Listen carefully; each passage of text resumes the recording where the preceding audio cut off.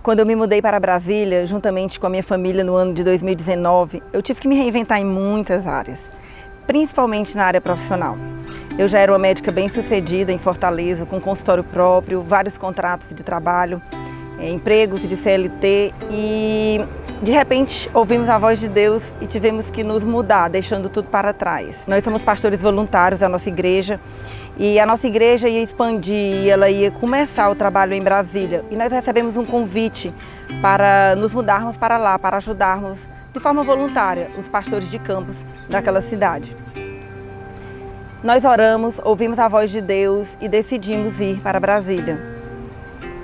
Ouvir a voz de Deus é algo muito especial, mas viver o propósito de Deus muitas vezes não é tão fácil. Então nós tomamos a decisão de aceitar o convite de sermos pastores voluntários na igreja em Brasília.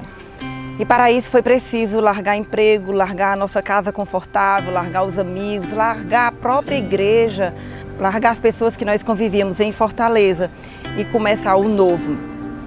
Como nós éramos voluntários, eu precisei, juntamente com meu esposo, de muitas mudanças na questão financeira, na questão logística de vida e para isso eu precisei realmente me reinventar de forma muito complexa. Nós precisamos mudar nosso padrão de vida, mudar a nossa qualidade de vida em detrimento da decisão que nós tínhamos tomado. E isso aconteceu. Mas quando nós chegamos lá e precisamos enfrentar o mercado de trabalho, precisamos manter as despesas, manter a vida saudável dentro da nossa família, não foi tão fácil assim. No começo eu ia para Fortaleza a cada semana para trabalhar ainda no consultório, mantendo um contrato de trabalho que eu ainda tinha lá, que era a única fonte financeira que nós tínhamos. Foi muito cansativo porque eu viajava domingo à noite, voltava sábado, passava pouco tempo com a minha família e voltava novamente para trabalhar na cidade de Fortaleza, a minha cidade natal. Mas teve um momento, diante de tantas dificuldades que a gente passou a enfrentar, porque a vida virou de cabeça para baixo, embora sabíamos que estava obedecendo a voz de Deus, viver a crise que se instalou dentro da nossa família não foi tão fácil. E aí teve um momento que eu pensei em desistir, pensei em voltar para a minha cidade novamente, para Fortaleza. Mas nós precisamos, naquele momento, trazer à memória, assim como diz em Jeremias, aquilo que nos trazia esperança, que é saber que nós tínhamos obedecido à voz de Deus e que Ele permaneceria fiel, embora nós estivéssemos passando momentos tão difíceis. E eu decidi permanecer. Eu lembro um dia que eu ia em direção a um trabalho que eu tinha recebido um convite logo após a pandemia, logo após ter passado 4 meses sem trabalhar, já que os voos eram cancelados e eu não poderia vir a Fortaleza. E eu estava dirigindo e eu ia chorando dentro do carro e o Senhor falou comigo, porque eu disse ao Senhor que eu ia desistir, que eu não queria mais estar naquele lugar. E eu lembro que eu ouvi a voz de Deus falando para mim: filha, eu quero que tu escute a minha voz, porque aonde tu estiveres eu estarei contigo.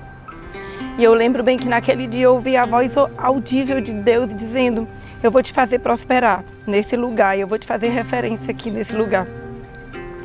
Eu entrei naquele trabalho e quando eu entrei naquela sala para conversar com o diretor do hospital, ele repetiu a frase que eu tinha ouvido de Deus dentro do carro e ele disse assim: você vai ser uma referência nesse lugar. Eu tinha entendido naquele momento que eu tinha achado graça diante dos olhos dos homens e que Deus estava começando a mudar a minha sorte diante da decisão que eu tinha tomado e diante de tantas dificuldades que eu tinha passado ali naquele lugar. Deus me encheu minha vida de esperança e começou a mudar exatamente porque eu decidi renovar minha vida com a esperança daquele que havia feito a promessa e daquele que havia nos convidado, porque nós sabíamos que não tínhamos ouvido a voz de homens, mas tínhamos ouvido a voz de Deus. Uma coisa muito importante que nós fizemos foi não desistir no meio da tempestade, mesmo diante daquela circunstância difícil, mesmo pensando em desistir.